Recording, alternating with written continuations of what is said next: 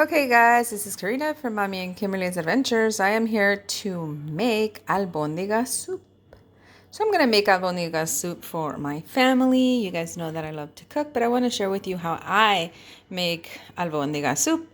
What you're going to need to make your little Albondiga balls. You're going to need, of course, your ground beef, and then eggs, and then your rice. And then I like to put oregano.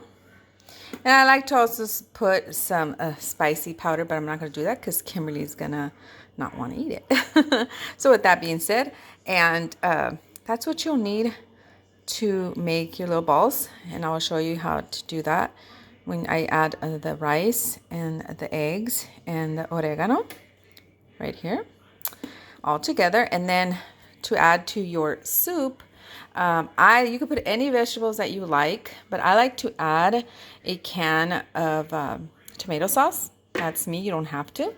And then potatoes, cabbage, and some carrots, and of course some delicious garlic and onion and cilantro. And I use this to take some lemon and squeeze it in there for afterwards. And then you'll need this bowl so you can make your albondiga balls. And then also, guys, I love to add corn on the cob. Of course, I get this at Winco for $2.38, I believe, $2 and change. And here is that limon, and of course your salt. Can't forget that salt, right, guys? So yeah, I love to add this in Kimberly. This is actually Kimberly's favorite. And then, guys, I totally forgot. You add this as well. Chicken flavor bouillon. As you can see, we're going to add it to your meat. And I will show you step by step. Okay, guys, here is my meat right here. You just got out of the package. Just mix it up really good. And then you add your eggs. Make sure you don't get the peeling in there. You don't want to have to discover that once you're eating. It's not fun at all. It hurts. There you go. I'm going to put a half a cup of rice. Loving my Pioneer Woman measuring cup. So I'm going to add half a cup of rice into the meat. There it goes. As you can see, just pour it in like that. And then the next thing, just your salt at your taste. You don't have to put salt if you don't want to. I do. And then give me 1 second. And then a teaspoon of the chicken flavor bouillon, just a teaspoon. Like I said, I'm loving my Pioneer Woman. They're awesome. So all you do, like this, and just add it there, like that, as you can see. And also if you want to add some garlic powder, I'm just going to drizzle a little bit on there. You know, you put as much as you want for your family. There that goes. And then, as well as the oregano. You don't have to add if you don't want to, but I'm showing you how I make it. You just drizzle it around. You do it once, and I'll do it twice. So there you go. And then all you do is mix it around with your hand. It's messy, but it feels kind of like Play-Doh. But and there you go, guys. Hope you guys can see that. You just mix it really good. My hands are washed, clean, and I'm cooking for my family. Just mix it really good, like that. And then I'll show you how to make the balls. I'll be right back. All right, guys. You grab a little piece, and you can make them as big or small as you want. Let me push this aside so I can show you. And all you do is grab it like this. Hopefully you can see that, guys. I'm doing it the way I do it. You can see like that. And there's your little albondiga. And let me show you one more how I will make. See, there's a little ball, and I put them in a plate. I'll try to do one more, and then you got I'm pretty sure you get the concept of how to make the little balls, or you put them in your vegetable soup in your pot. There it goes, just like that, easy peasy lemon squeezy. And all you do is do it over and over. And then once your vegetables are cooked, and I'll show you right now that step. Okay, guys, as you can see right here, all the little balls are ready. So I'm going to show you step by step to put the water in the pot and then the vegetables. I have this medium-sized pot. All you do is add water, kind of like less than half, guys, less than half.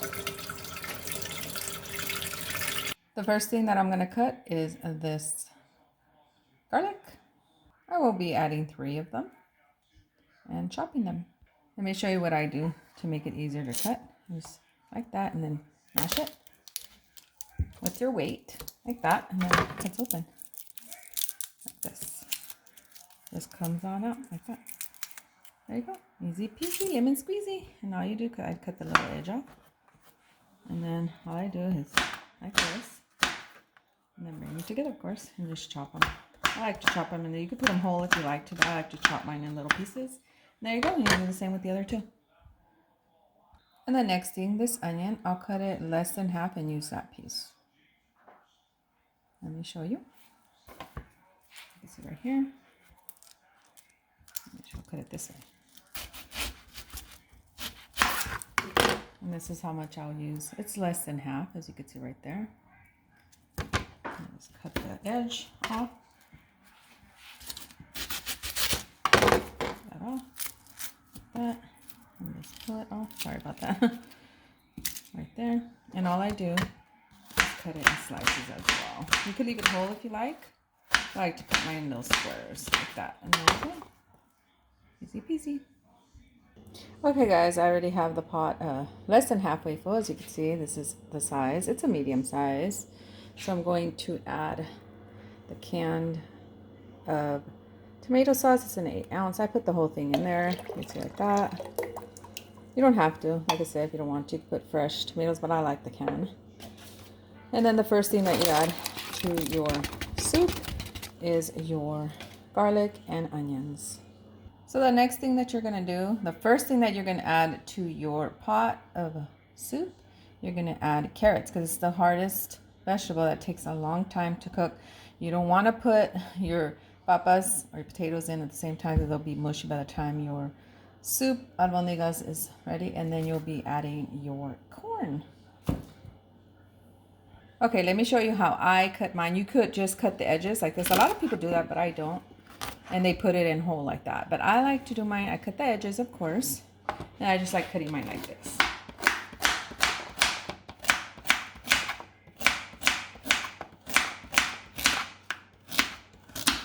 Like that. In little circles. That's how I cut mine. And I do the rest like that. But like I said, you could just basically cut the edges. Let me throw those away. Like that. And you could put the whole thing in albondigas or like this. Half. A lot of people like to do that. I like to do mine like I said, but everybody does theirs differently. I think it's easier to eat this way, so that will be next. Let me just show you one more. You get the edge like that on the other side, like that. And I throw these away. I don't I don't even use those, so I throw that out just like that, guys.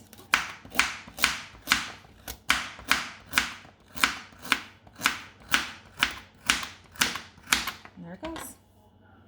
And all you do is add your carrots in there, little at a time. And there you go, guys.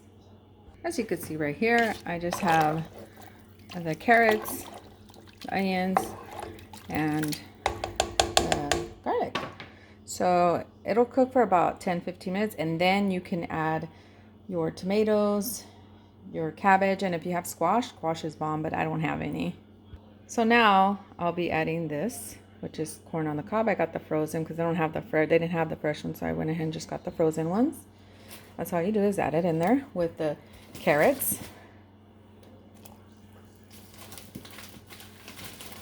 I'm pretty sure you get the concept. And there you go. And like I said, 10 to 15 minutes, then you can add your potatoes.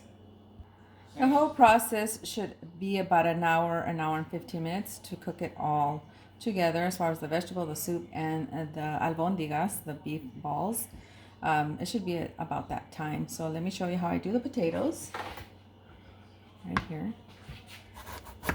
This is how I do them. Like I said, there's people that put them whole, like the whole thing or half, but I don't. I cut them in little squares because it's easier to eat in your bowl soup. I'll just show you one. Like that, slice, and then dice. And there you go. and that I won't put it in until about 10-15 minutes from now. Okay, the next thing that I'm going to cut up is this cabbage. You can cut it however you want, but this is how I do it. I'm going to slice it in half right there. And then I just slice it in small pieces. Not too small. You see, this is the size I like.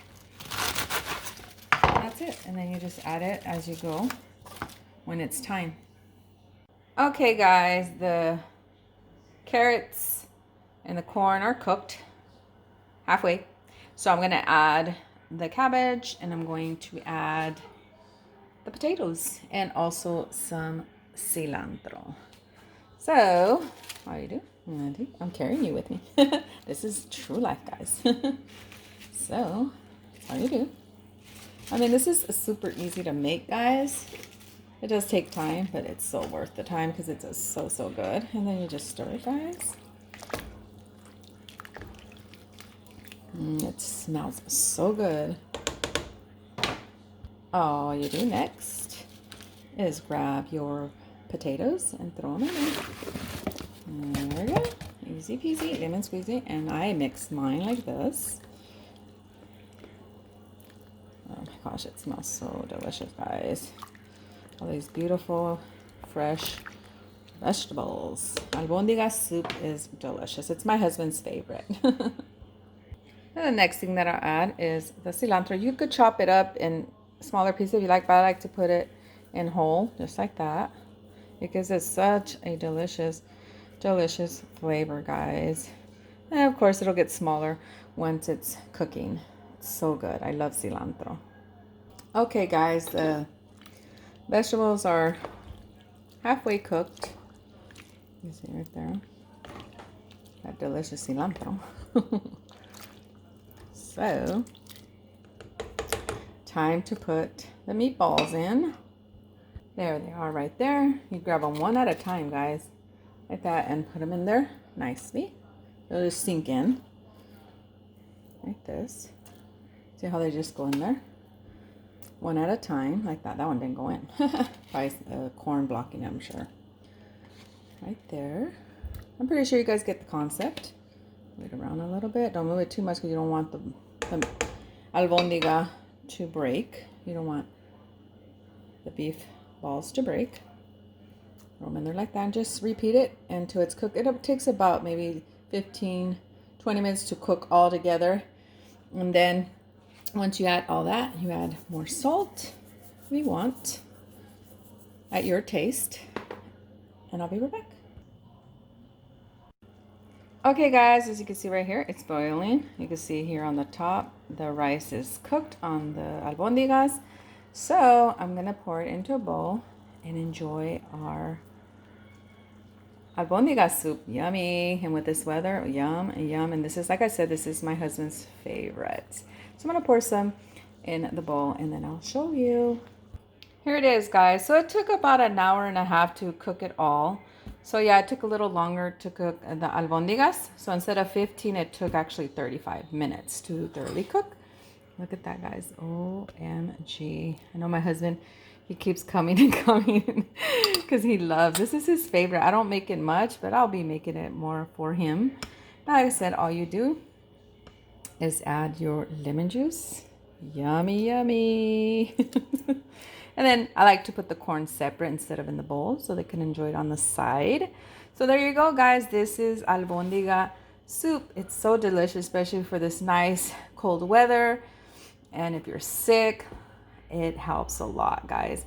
So thank you so much. Like I said, I love cooking and I want to share as much as I can with you guys. So if you like this video, give me a thumbs up. If you haven't subscribed to our channel, I wish you would. Until the next time, guys, bye. And remember, God is good. He is always good, my brothers and sisters. Bye.